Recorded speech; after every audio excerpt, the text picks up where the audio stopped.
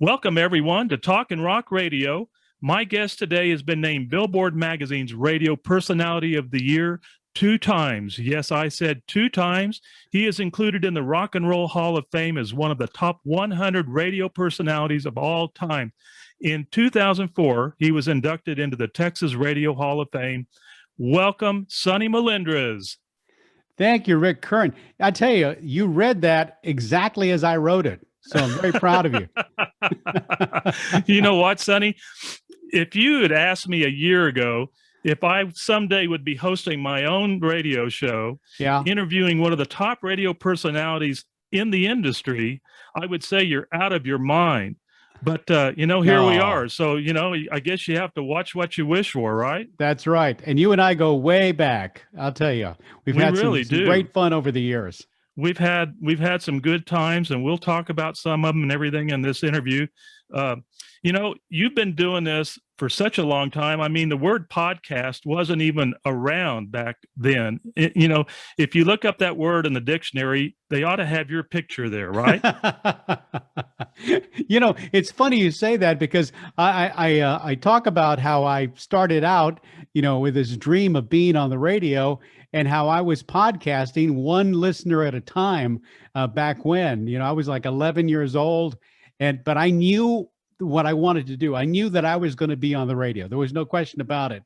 But the problem was I was 11 and I couldn't wait to be, grown up and be able to go to a radio station, get a job, get experience, etc. So I created my own little radio show from listening to KTSA, the station I'd listen to under my pillow at night and in San Antonio. And I had my little recorder and my little record player, and I would play these, records and record and talk just like they did on the radio.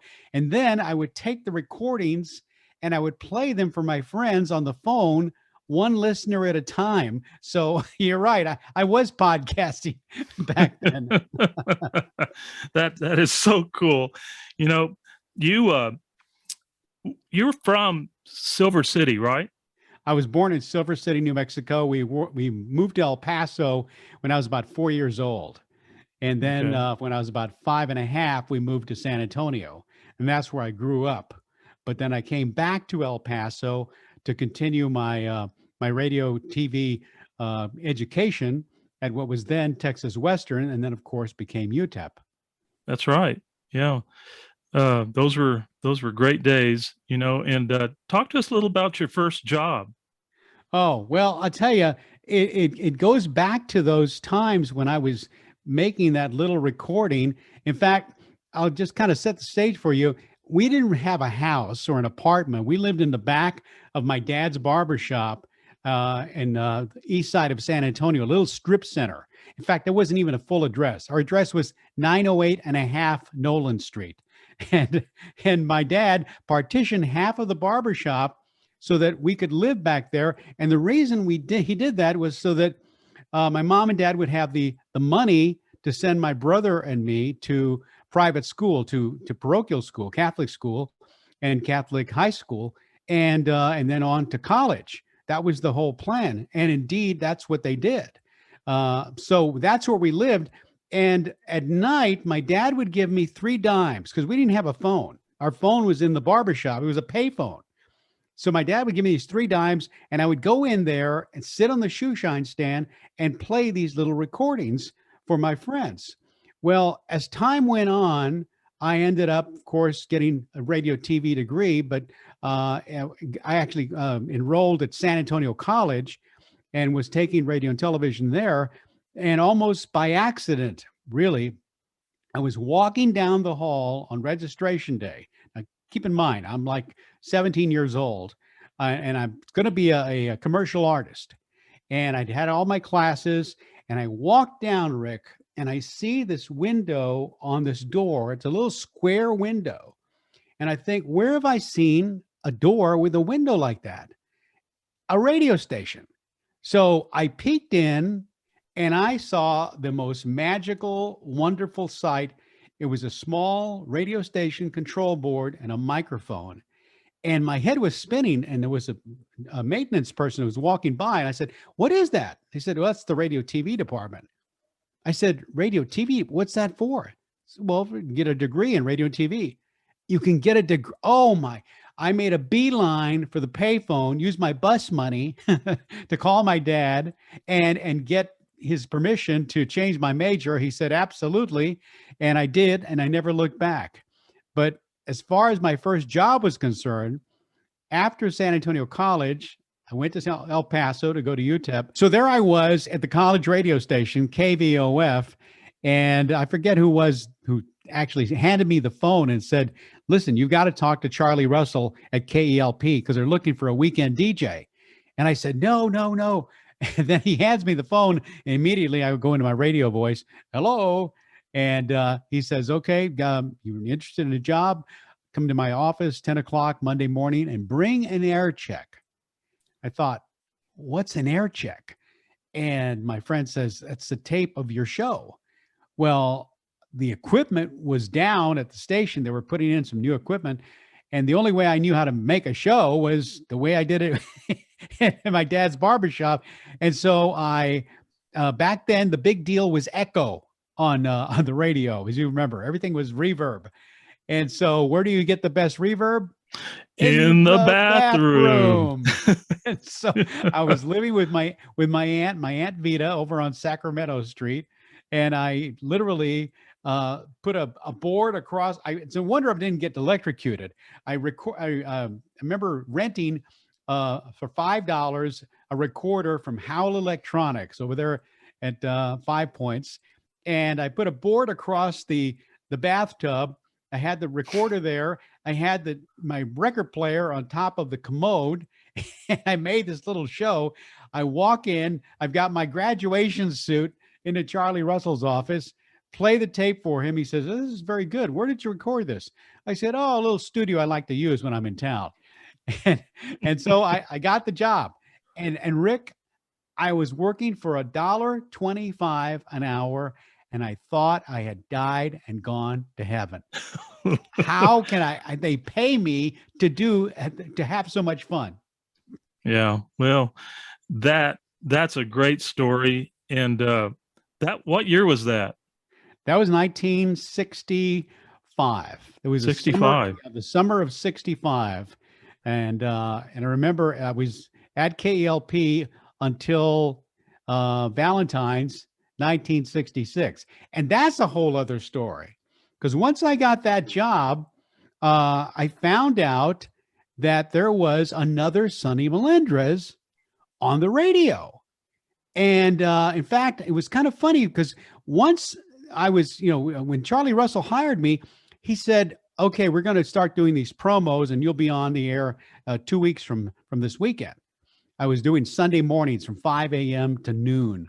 And so the promos said, Sonny Melendrez is back and KELP's got him. And I didn't know what that meant.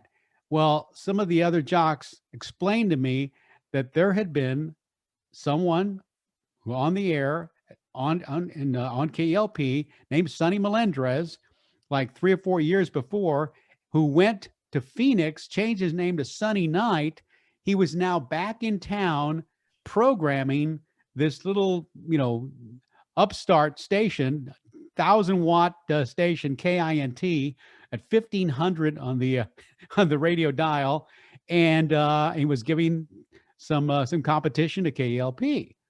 So Charlie Russell thought this would be a good way to kind of put a little jab at him by explaining, by having me on the air, because that was really my name. So now I try to find out. I want to meet this Sonny Melendrez.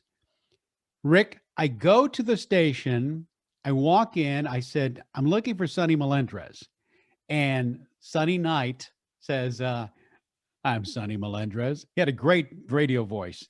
He billed himself as the last of radio's romantic voices. And he says, and I said, well, I'm Sonny Melendrez. He says, how you doing? So we got to talking. He asked me what I was making at KELP. He said, let's put all the marbles on the table, he said. And I said, $1.25 an hour. And he says, how'd you like to come over here and work full time, $1.50 an hour? Well, that was all I needed to hear. Can you imagine? So I got the job, and that was on Valentine's Day, 1966. We drove up in his his big Cadillac, and I went in to give my notice, and then came back, and we went over to KINT, and I was on the air that afternoon. And then you became the director in a little bit later on, right? Yeah, within 6 months, Sonny left, and I was now the program director. And that was the best thing that could have happened, because I didn't know, I didn't know what I was doing, but I learned through osmosis, and I learned from watching him. And then over the next 5 years, we took that station in the afternoon slot to number one. And of course, that was the time when we were giving Krosno some competition. And it's funny because Steve Krosno, my first show at KELP, I'd gone over there. It was an evening, and he had just gotten off the air, and he gave me a ride home. And as he drops me off, he says, "You know something? I think you're going to be a star. You're going to be a star." In that great voice that he always had. And and I said, "What are you talking about?" He says, "No, I can tell. I can tell." And he just listened to me just once, So we got to be very good friends, even though we were rivals on the air. And the irony of it all was the fact that here he was, Steve Krosno, he was German, and he's playing to the Hispanic audience, and playing all this great music that was out at the time, and a lot of it was the El Paso sound. And here I was, the Hispanic Melendrez, playing hard rock to the Anglo crowd. But it was fun. It was great fun. That's too cool. I'm going to jump ahead a little bit here and talk about in 1968, which is when I met my wife. In 69, we started dating, and then in 72 we got married. But you dated my wife before I even knew her. I did, and I dated her only because I didn't know you were in the picture. Once you came into the picture, I just moved over. That was it. Oh, she shared a lot of. It's funny. What I love about Sharon, your wife, is that she has this, as you know, this great twinkle in her eye, and I've seen you guys over the last few years, and that for getting this having this wonderful life with your wonderful wife. Well, thank you. Yeah, it's been quite a few years. I'm not counting anymore. It's just we lose track. But I do remember our anniversary. I always make it a point to do that. Good for you. When was it, Sonny, that you took off to go to California? What year was that one? Well, when I was at KINT in 1970, 1970, I won the Billboard Magazine Personality of the Year award. It was a national award for a small market, as El Paso was, and that brought me to the attention of people nationally, and I ended up getting a call from KTSA, the station that I had said I was going to be on the radio when I was a kid. That was the station. But this time I was coming there not just to be on the air, but also to be a program director. So within a year, I won the Billboard Award again for major market. And that took me to Los Angeles and landed me a job at KIIS. And that was 1971 that I went to Los Angeles.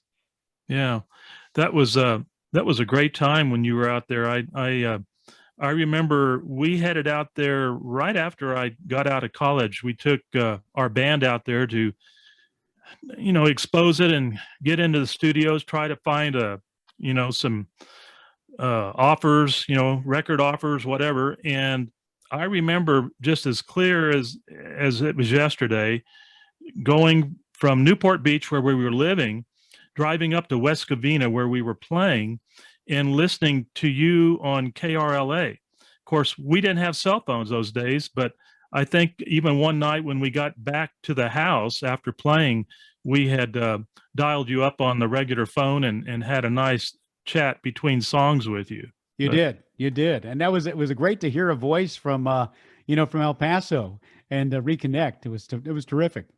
yeah, that that was fun out there. We really had great times. We met a lot of really neat people, and it was just a whole seemed like a whole period of different times. It was so different than being in El Paso. Out there, it's faster paced. It's true. It's just crazy.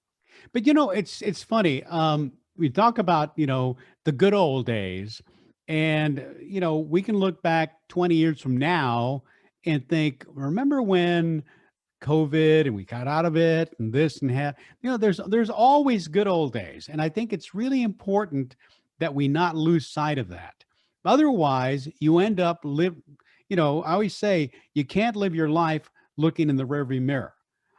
You've got to look ahead, but especially you've got to appreciate this moment, this very moment, because it's always now. It's never the future and it's never the past. It's always now.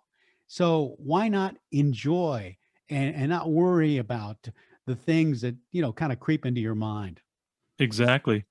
The time that you were out there, of course, you had several gigs while you were in LA, but talk to us a little bit about the different personalities that you were around. Oh, You had one job there, boy, you were rubbing elbows with some pretty well, big A-time players. here's one of the things that I learned along the way, that no matter where you are, whenever you land a job, whenever you get to where you're going or where you want to be at a particular time, there's a good reason for it. And it's usually because you earned your right to be there.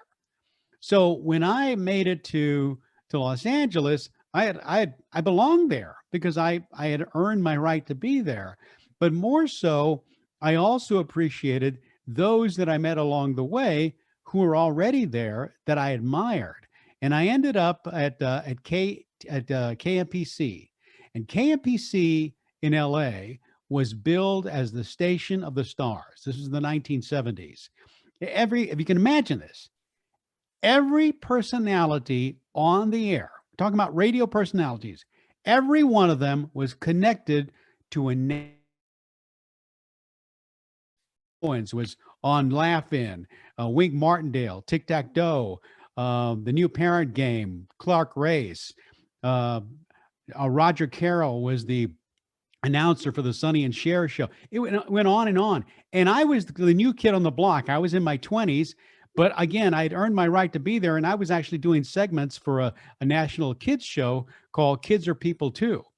And the great part of it was that all of these guys were so they mentored me. In other words, I learned through their success and by being around them.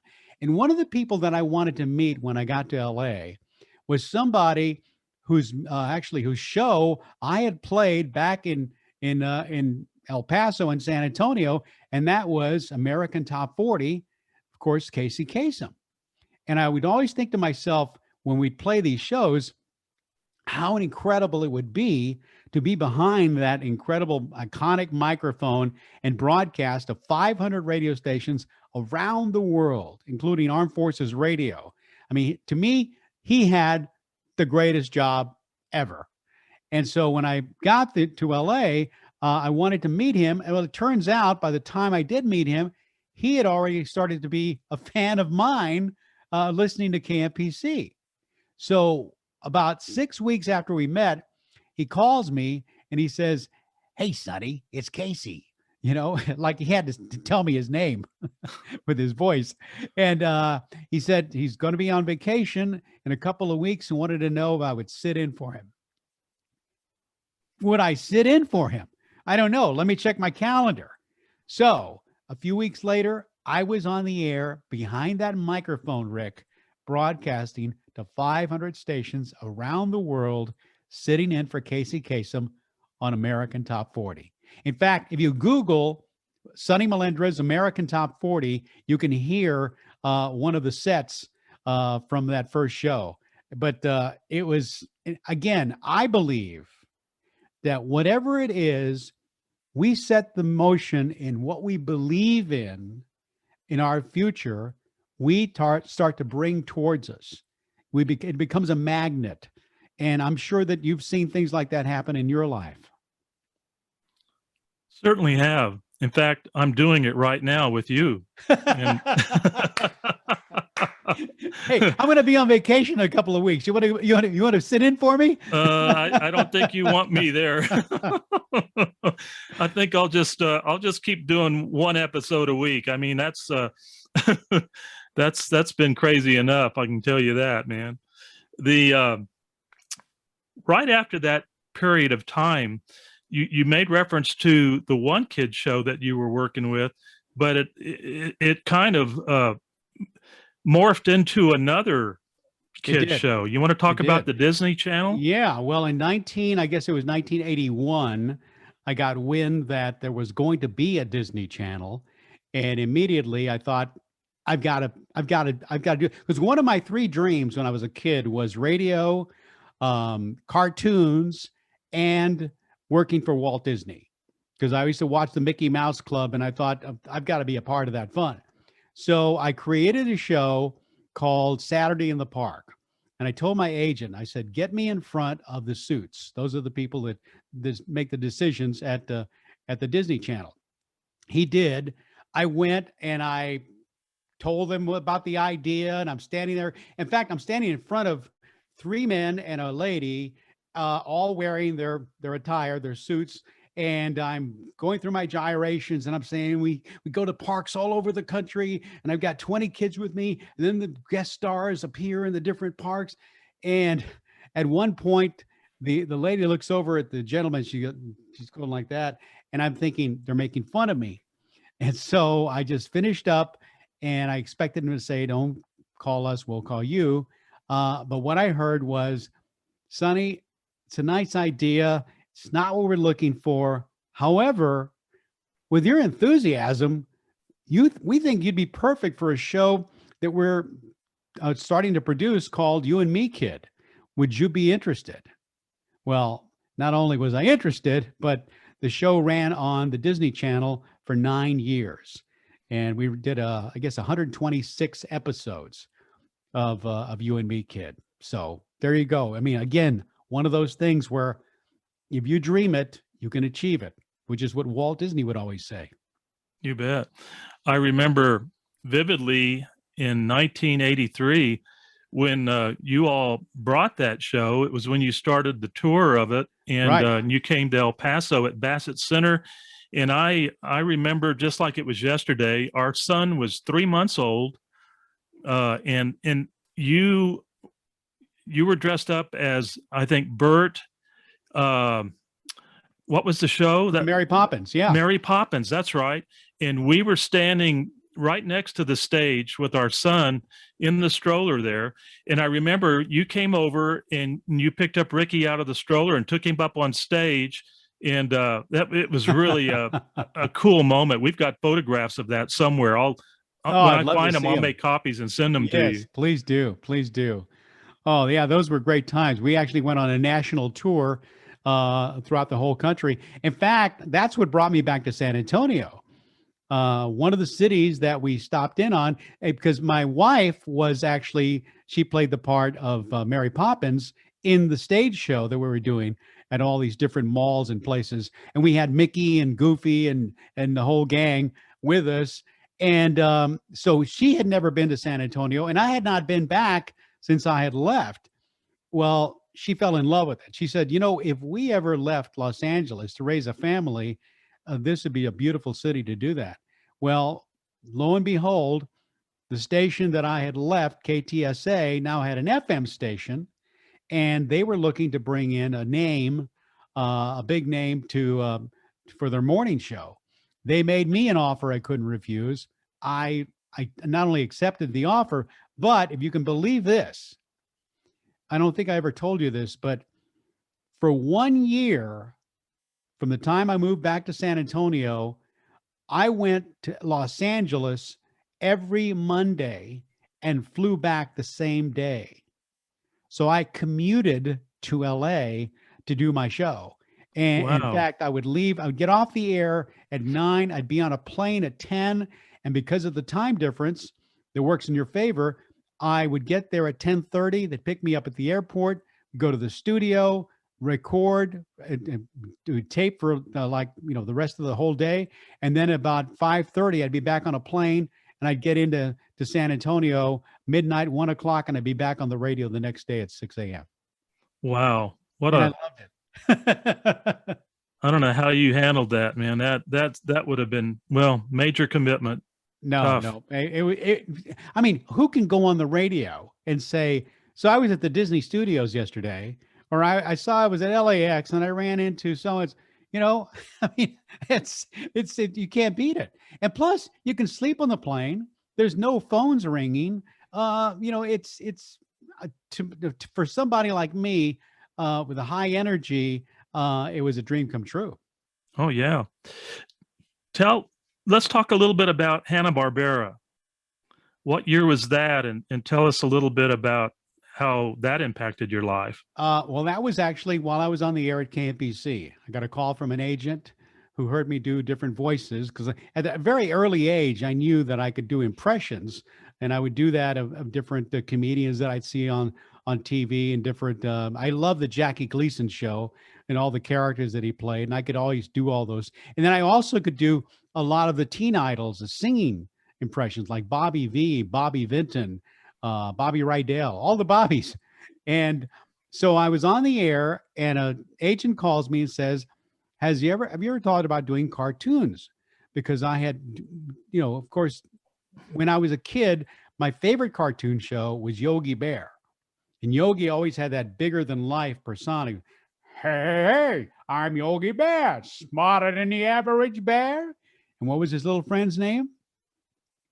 Boo Boo. Yogi, we're going to get in trouble with the ranger. Oh, it bought a thing, little Boo Boo. And so I always loved the whole idea. In fact, that's where Herman W. Duck came from. You see, in a cartoon show, there was a little duck named Yacky Doodle, and Yacky Doodle was always walking around wanting Yogi to be his mother. And he would say, Mr. Bear, would you be my mama? I don't have a mama. And Yogi Bear would always say, oh, no, don't, I'm not your mama. Well, when I was 11, I would think to myself, I'm going to do that voice. And I did. I learned to do that voice. So when I was on the air in El Paso, I used that voice, but gave him the name Herman W. Duck. And that's when Herman was born. And of course, he became my alter ego throughout my radio days in El Paso. So there I was in Los Angeles now, and this agent is asking me to give him a sample of my work. And 2 weeks later, he calls me and says, okay, you've got your first job. And I'll never forget driving my little 1970 Ford Maverick into the studios, the Hanna-Barbera studios, the home of Yogi Bear, Boo Boo, and that little duck. Again, be careful what you dream for. But it gets better than that. I was there to do voices, selected voices, for the new season of the Jetsons television show. And if you recall, George Jetson worked at the Spacely Sprocket Company. Well, the voice of Mr. Spacely was a man named Mel Blanc. Mel Blanc was the voice of Bugs Bunny, Sylvester, Tweety, all those voices. Again, he became one of those mentors along the way. And I've always said the ladder of success is two arms, one stretched up to where someone is pulling you up to where they are, and the other is yours pulling someone up to where you are. And that's what he did. He not only kind of took me through all the different nuances of being a voice artist, but also actually taught me a lot of those voices. Would you like to hear some? I really would. Thank you. I thought you'd never ask. Okay, so here's Elmer Fudd, Sylvester, Tweety, Bugs Bunny, and Yosemite Sam. We keep getting these darn notices. I apologize for that. These darn notices. Be very, very quiet. I'm looking for a little gray rabbit. And when I find a rabbit, I'm going to tear him apart, limb from limb. What's up, Doc? Have you seen a little gray rabbit? Big eyes, yeah. Big teeth, yeah. Big smile, yeah. I ain't seen him. Ain't I a stinker? I thought I drew a pretty tat. I did draw a pretty tat. You bet you saw a pretty tat. The pretty tat was me. Wow, I'm the wildest, rootinest, tootinest, shootinest. Shut up. There you go. Now, I know you can't see this, but I've spit all over the screen here, so I'll wipe that off. Oh, I love it. In 2009, I gave you a call and was telling you about our Border Legends show. So in 2012, I had given you a call and asked you to consider being the MC for our show. And the main reason why I really wanted that to happen is because I had talked to the band The Chains and asked them to consider reuniting after 40-something years. And they were living in all parts of the country, and they decided, yes, we want to do this. We want to come back to our favorite city, El Paso. And so they did. But I wanted you involved because you used to book that group. I did. I think you ended up getting a Corvette as a result of all those bookings. You got those guys. Not hardly. Yeah, when I first saw the Chains, I was on the radio at KINT, and I was promoting these dances. We'd actually put together these dances at McKellican Canyon, and they were great fun, usually on a Friday or Saturday night. And I remember going to Cathedral High School because I had heard about this band that was just packing them in. And in fact, it was backstage that I booked them for I think 4 gigs, and they were just fantastic. In fact, I ended up, I think, coining the phrase "the Beatles of El Paso" because that's who they were. They had that same look, that feel. They had the organ. I mean, it was the whole package. Well, and they such nice guys. I stay in touch with them on a pretty regular basis, and it's like they never quit playing. I mean, they picked it up and had a little rehearsal the day before, and they got up there and did it all over again, and El Paso loved them. It was really pretty valuable. Yeah. Really, really neat. But in your current existence on the radio, you've got numerous shows that you do, and I have enjoyed hearing your different podcast episodes. One of the more recent ones that was really dynamite was the one with Johnny Mathis. I really enjoyed that one. But I'm going to ask you, through all these years of working with different personalities, Sonny, out of all of them, and I know this may be a hard question to answer, but if you had to pick out your top 3 personalities, could you do that? Yes, I could, but again, it's a kind of a loaded question because there's different reasons for different personalities. One of them that comes to mind was somebody who had actually come to El Paso to perform at the Coliseum, and at the time, we not only owned KINT in El Paso, but also Sun Country Broadcasting also owned a station in Albuquerque, KPAR. And so we had booked the singer for the El Paso Coliseum and then also for a concert in Albuquerque. So I traveled with him. I introduced him, had him on my show. We got to hang out. We went to Albuquerque, had breakfast the next morning. And at one point in my at breakfast, because I was always joking around and coming up with all these different things. In fact, I remember we were at a counter at a place close to the Coliseum there, and we were playing chess with the salt and shakers, just, I mean, silly things like that. And he says to me, and he was serious. He says, how'd you like to go on the road with me? I said, what do you mean? He says, yeah, how'd you like to be my opening act? And I said, I can't do that. I've got 2 radio stations to program, But at the first I thought he was joking, but later he told me that he was serious.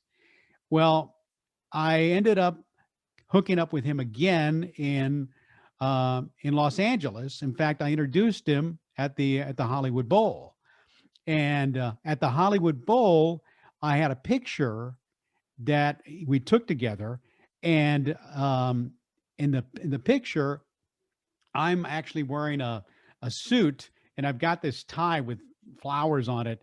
It was a black and white picture.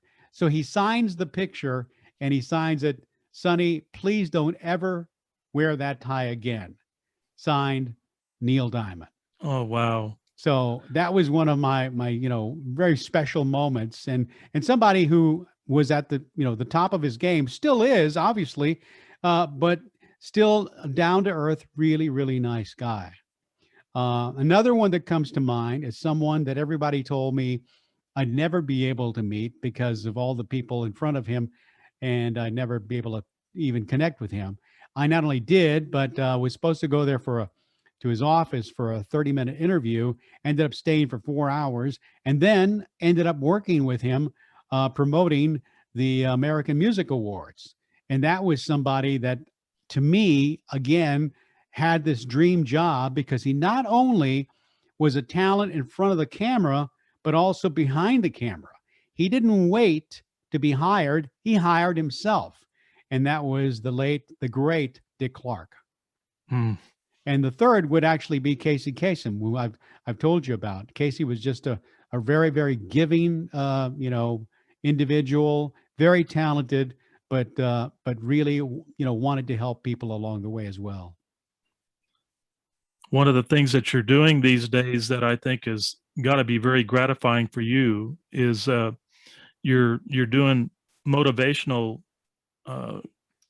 gigs with Fortune 500 companies. They've reached out to you to come and do what you do best. You want to talk a little bit about that? Yeah, I'm really blessed to have found another career beyond radio, but I've always looked at it as stages, whether I am on television, on radio, on a stage, even when I write and have a readership, a following there, they're all stages. They're all performances that I'm very proud to to deliver. But the whole thing with speaking just kind of happened along the way. I ended up getting about, I guess, 15 years ago, getting a request to give a keynote address, and I did. And one thing led to another and another, and now I've got speakers bureaus, etc. And I enjoy not only delivering a motivational, inspirational message, but also meeting so many people, Rick. It's just wonderful to be out there and seeing, the people that are out there wanting and needing just as much as anybody that you would know. The one thing I found is that we're all so different, and yet we're all so much the same. And certainly this year of COVID has taken the speaking business into a whole different realm because it literally stopped. I mean, I can give you the exact date. It was March 15th, 2020, that literally all of the conferences stopped. Everything got canceled. It looked like it was just, doom and gloom. But what came of this was this whole thing called virtual speaking. And I can't tell you how many keynote addresses I've given virtually in front of this camera and literally been able to not miss a beat. But now, as conferences are starting to open up again, the other wonderful thing that's happened is that there are people who would not normally be able to afford or be able to go travel to a conference that their association has, but now they can attend virtually because that will now be part of the whole package moving forward. Well, I know this whole COVID thing has been difficult for all of us, and musicians and everything, the whole world. But hopefully we're going to see a turnaround here real soon, and we can get back on track and start doing, the normal things again. It'd be great. Yeah. Well, my friend, I would be remiss if I didn't ask you to bring in your little friend. Is he in the house today? I don't know. You're talking about now in El Paso at KINT. He was Herman W. Duck. Yeah. But as I told you, he is now known as Bono Duck. And the reason we changed his name to Bono was because I wanted a name that would be pronounced in English and in Spanish the same way because he's bilingual. Mm-hmm. So I think Bono Duck is. Hold on, let me see if I can wake him. He's taking a nap right now. Hold on. Okay. Bono, wake up. Where is it? What's going on? Is it Christmas? No, it's not Christmas. What are we doing? I want you to meet somebody. Who is it? His name is Rick Kern. Rick what? Rick Kern. What's that? Well, you're going to meet him right now. He's a friend of mine from El Paso. Come on over here. Is that him? That's him. What's his name? His name is Rick Kern. Rick Kern. Yes. Can you say hi? Hi, Mr. Kern. How are you? Hi, Bono. It's a nice to meet you. I've heard so much about you. Yeah. Where is Rick Kern? He's actually in El Paso. Where's that? In El Paso, Texas. You know where that is. Oh, yeah, I know where that is. What does Mr. Kern do? Well, why don't you ask him? What do you do, Mr. Kern? Well, I got this little radio show called Talk and Rock Radio, Bono. Talk and Walk Radio? I can do that. No, not Talk and Walk. It's Talk and Rock Radio. Is it fun? Yes, it's very fun. He has a lot of great guests on it. And maybe, as a matter of fact, I think you're on the show right now. What? Yes. I'm on Talk and Walk Radio. Talk and Rock Radio. Talk and Rock Radio. Do I have to sing? No, you don't have to sing.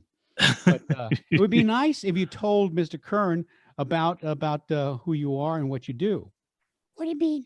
Well, about your family.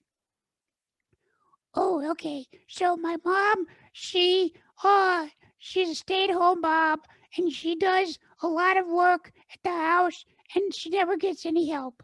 Well, I think you should probably help her, don't you think? Right now? No, not right now. And my dad, he's happy that the Stones are still together after all these years. Oh, you mean the Rolling Stones? What do you mean? Hard rock Rolling Stones? No, bedrock Flintstones. Oh. So, Bono, what do you like to do?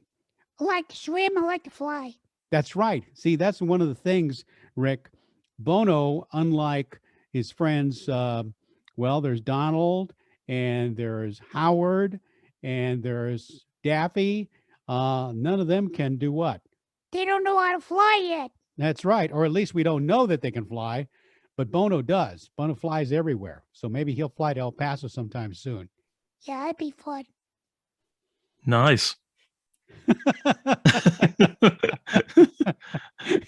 Let us know when you come, Bono, and we'll take you over to Chico's Tacos and turn you on to some of the best tacos you've ever had. I love tacos. ¿Sabe qué? También me gustan las chalupas. Oh, y papas fritas. Oh, y enchiladas. Okay, that's enough. All right, Bono. Time to take another nap. Again? Yes, come on.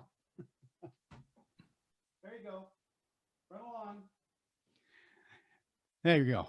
There we go. Well, thank you for that. That's a great way to end a great time with you today, Sonny.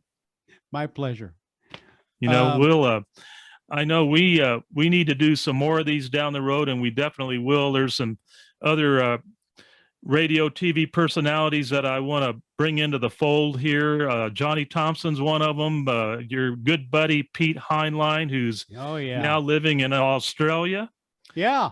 And we had a great conversation a couple of weeks ago, and I'll guarantee you he'll be watching this show. But he thinks fondly of you, as I know you Same do here. with him. Same here. Pete was, of course, one of our one of my cohorts at KINT, also a fellow student at UTEP, and he went on to great. I mean, talking about going to the top of the mountain.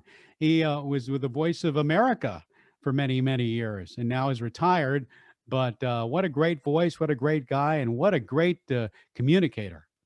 And he has some great stories. You know, you need to look at his podcast that he's doing right now. It's a not podcast, a blog site. Yeah, and yeah.